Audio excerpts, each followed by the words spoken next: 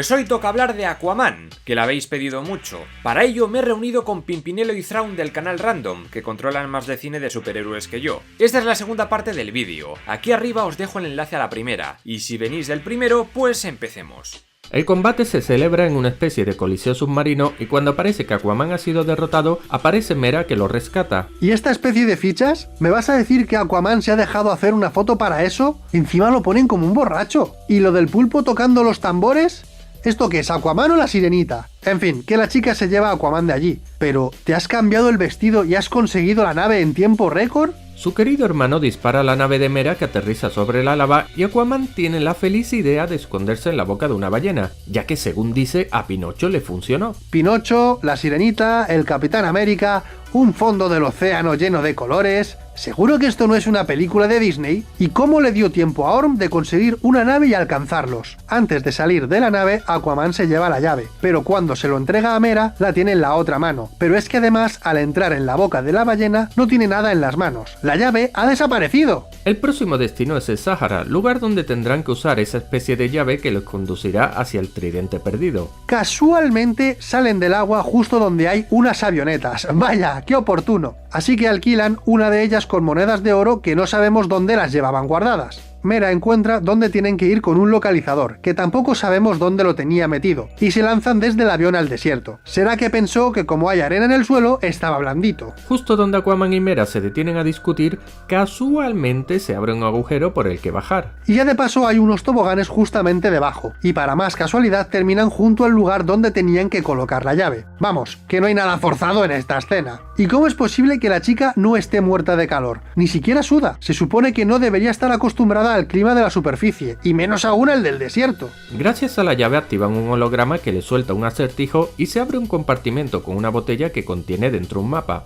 ¡Oh! Acertijos en ruinas antiguas, me encanta. Vale, al parecer el rey Atlan fue dejando pistas por el mundo para que el legítimo heredero pudiera encontrar el maldito tridente Superpower. ¿Cómo sabía que en el futuro iba a haber un heredero bastardo buscándolo? No se sabe, porque sí, es lo que suele pasar en los reinos, ¿no? En la ciudad oculta en el Sáhara, los protagonistas se encuentran en el lugar donde se forjó esa poderosísima arma. Teniendo el molde ahí tirado, ¿cómo es que no se fabricaron más? Podría haberles sido útil tener alguna más por si las moscas. Y me hace mucha gracia que los protas tampoco puedan reproducir la grabación porque el chisme ese es muy arcaico, pero luego vemos que el mensaje es un holograma. Joder, eso es arcaico. Hostia puta, pero si parece igual a los hologramas que se ven durante toda la película. Y después de eso, ¿cómo mierda salen de las ruinas y del desierto y llegan a Italia? Una vez en el lugar que les indica el mapa, tienen que descifrar el acertijo. Solo en manos del verdadero rey podrá ser visto. Así que Aquaman, que es un gañán en todo menos en historia, porque el guión lo dice, descubre que hay que poner la botella en la mano de Rómulo, el primer rey de Roma. El rey Atlan debería saber que las estatuas no duran demasiado, se pueden romper, las pueden robar,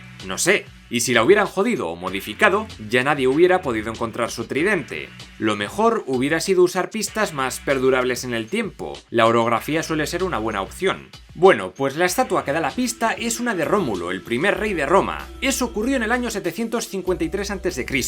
¿Cuándo se supone que se fue a la mierda la Atlántida? Según el mito griego, fue cientos de años antes de que la civilización griega y romana vivieran su auge. Y tras todo el cataclismo producido por el tridente, ¿por qué dejárselo a otra persona random del futuro? ¿Y si el nuevo poseedor del tridente acaba desencadenando otro apocalipsis similar? ¿Y cómo después del desastre los atlantes acabaron mutando en diferentes seres en tan solo 2700 años? ¿Se necesitan millones de años para cambios pequeños a nivel evolutivo? ¿Y por qué inmediatamente después de la caída de la Atlántida no crearon otra en la Tierra? ¿Por qué razón esconderse y prosperar en el océano? Luego vemos que el cabrón de Orm va al reino de los elfos pescado para que se unan a él. Esto es de coña porque se carga al rey y no pasa nada. Automáticamente todos los elfos acuáticos se pasan a su bando sin rechistar. Acaban de matar al padre de la princesa Anchoa y en vez de ordenar a los guardias que les fusilen, no ha pasado nada. Y más tarde Orm le dice esto a Vulko. ¿Crees que no sé de tu deslealtad? Que te has mantenido fiel al hijo bastardo de mi madre. ¿Cuándo cojones se ha enterado? ¿Quién se lo ha dicho? ¿Y si lo sabía todo este tiempo? ¿Por qué no le apartó del poder, lo sacrificó por el desagüe turbo mierder o le hizo algo que le impidiera ayudar a su mayor oponente? Manta Negra y los soldados de Atlantis encuentran a Aquaman y Mera gracias a la pulsera que le había regalado Orm.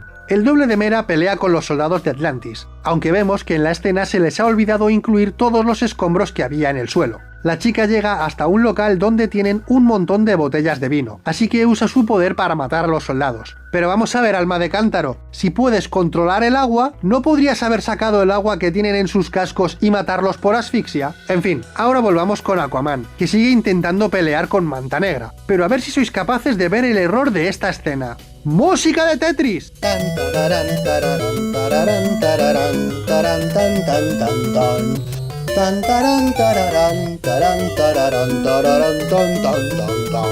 ¡Eso es!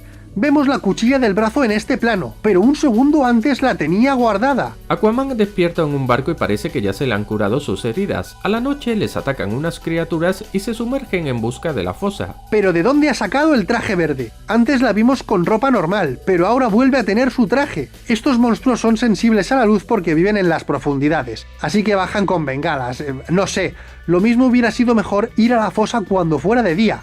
Al menos no habrían tenido problemas hasta llegar a cierta profundidad. También es cierto que para quitarse de encima a esas criaturas del Averno, Aquaman podría haber usado sus poderes mentales subacuáticos para hacer que dejen de atacarle. ¿O es que no puede usarlo con ellos? ¿Otra conveniencia de guión sobre poderes que van y vienen? Creo que sí. Tras echarse al agua, Aquaman y Mera se meten en un torbellino turbomierder y acaban en el núcleo de la Tierra, una especie de mundo subterráneo secreto donde hay dinosaurios y cuarzos haciendo de cielo, el sueño húmedo de mundo desconocido, vamos. Atentos a esta parte, aquí Aquaman se encuentra con su madre, la reina Atlana, a la cual creía muerta desde hacía 20 años. Vale, pero entonces, ¿cómo se reconocen al instante? Cuando desapareció, Aquaman era un crío, no hay quien se lo crea. Vaya hombre, qué casualidad que estaba justo ahí en lugar de cazar dinosaurios en el mundo jurásico que tienen ahí montado. La madre se quita unas pinzas de cangrejo y el casco tirándolos detrás de ella, aunque luego no los vemos por ningún lado, y más tarde resulta que estaban muchos metros más atrás. También vemos que desaparecen rocas del escenario, pues porque sí. Atlana le dice a su hijo que el tridente lo custodia una criatura legendaria, el Karazhan, a la que no ha podido derrotar, así que Aquaman va a su encuentro. Nadie ha logrado matar a esa criatura, y de hecho hay muchos esqueletos por ahí tirados. Pero es que en un momento dado, el monstruo le dice que como pierda, se lo va a merendar enterito. Si lo que hace es comerse a la gente, ¿cómo es que los esqueletos están ahí tirados en perfecto estado? ¿Y este monstruo por qué ha decidido quedarse allí a vivir en vez de hacer otras cosas de monstruo? No sé, turismo. Custodiar durante siglos un tenedor gigante tiene que ser aburrido de cojones. ¿Cómo le convenció el rey Atlan? Yo lo hubiese mandado a la mierda, o me lo hubiese zampado. El monstruito le dice que otros muchos intentaron conseguir el tridente mágico antes que él. ¿Todos esos siguieron las mismas pruebas? Entonces, ¿cuántas grabaciones con pistas existen? ¿Solo se pueden reproducir esas grabaciones en el reino del desierto? Lo digo porque tras reproducirlo se abre una trampilla con la botella con mapa, que es una pieza del puzzle. ¿Hay botellas con mapa infinitas bajo el suelo para cada valiente que quiera buscar el tridente? ¿Qué pasa si reproduces la grabación en otro reproductor? ¿Todos ellos tienen trampillas con botellas y mapas? Como Aquaman es capaz de comunicarse con los seres del mar, habla con el Karazhan, le convence para que no se lo zampe y recupera el tridente. ¿Pero por qué te pones su traje? ¡Respeta a los muertos! Y qué casualidad que sea de tu talla, ¿no? Y luego, ¿cómo cojones salen del núcleo de la Tierra? Dicen que solo se puede salir con el tridente, pero ¿cómo lo hace exactamente? ¿Y cómo saben que poseer el tridente es la única forma de escapar? No hay manera de saberlo. Ninguno sabía nada del tridente más allá de que era muy poderoso. Atlan podría haber dejado un manual explicando cómo no destruir el mundo con él. Que también es muy raro que tu leyenda de honor sea que será rey el que traiga un maldito tenedor gigante que siglos atrás destruyó a todo tu puto pueblo. Es como querer ganarte al pueblo de Hiroshima con una bomba atómica, no les va a hacer puta gracia. Aquaman llega con el Karazhan en mitad de una batalla para poner orden y usa sus habilidades para controlar a los seres marinos. Mera habla con Aquaman para que ponga fin a esta batalla, aunque yo pensaba que iba a explicarle cómo se le han curado mágicamente sus heridas. Pregunta: ¿qué es lo más lógico que puedes hacer en mitad de una batalla donde tu gente, los atlantes y los señores cangrejo, están muriendo a miles? Pues pegarte un morreo de varios minutos de duración con tu chorbo y después decirle cosas bonitas. Claro que sí. En serio, si se supone que esta gente es pacífica, ¿por qué tienen ejércitos tan grandes listos para atacar? ¿Y por qué intentar destruir a los humanos en ese preciso momento por contaminar un poco? ¿No es mejor obligarles a firmar acuerdos ecológicos o alguna mierda así? Pero bueno, ¿qué puedes esperar de una sociedad muy avanzada tecnológicamente, pero con una monarquía que funciona por violencia y con duelos con tridentes, que se lo pasa pipa en una arena de gladiadores, que hacen sacrificios humanos y que está dispuesta a apoyar a un tío que quiere masacrar a la humanidad por completo? Esto es un poco copia de Black Panther, ¿no?